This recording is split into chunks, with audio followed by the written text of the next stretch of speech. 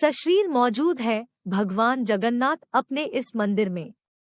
उड़ीसा के जगन्नाथ मंदिर में भगवान श्री कृष्ण के विग्रह को नील माधव के नाम से जाना जाता है।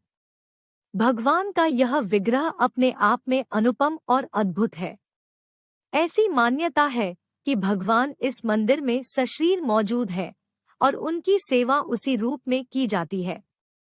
भगवान भी सामान्य मनुष्य की भांति बीमार होते हैं और उनका उपचार किया जाता है। हर 12 साल में इनका आवरण बदल दिया जाता है। भगवान की इस मूर्ति के संबंध में अनेक अजबगजब कथाएं हैं। एक राजा के आदेश पर ब्राह्मण निकले खोजने। एक पौराणिक कथा के अनुसार आदिवासी जनजाति के मुखिया विश्वासु स्वामी जगन्नाथ को अपने कुल देवता नील माधव के रूप में पूजते थे। वहीं दूसरी तरफ मालवा के राजा इंद्रद्युम्न भगवान विष्णु के अनन्य भक्त थे।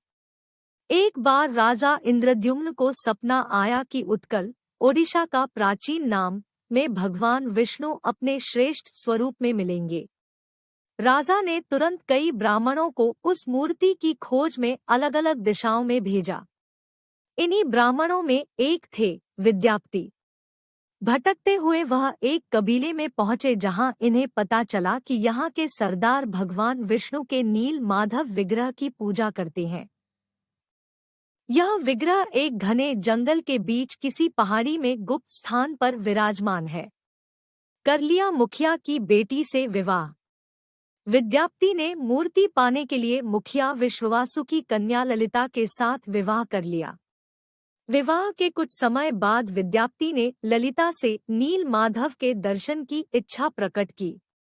ललिता ने अपने पिता से यह बात बताई और कहा कि उनके पति विद्यापति को नील माधव के दर्शन करा दें। विश्वासु इसके लिए राजी नहीं थे, लेकिन बेटी के हठ के आगे हार गए।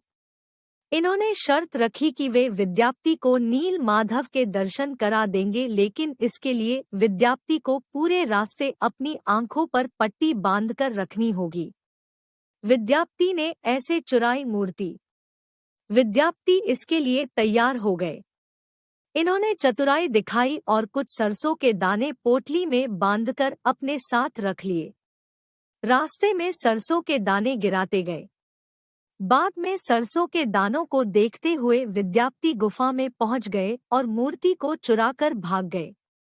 यही मूर्ति आज जगन्नाथ धाम में विराजमान है।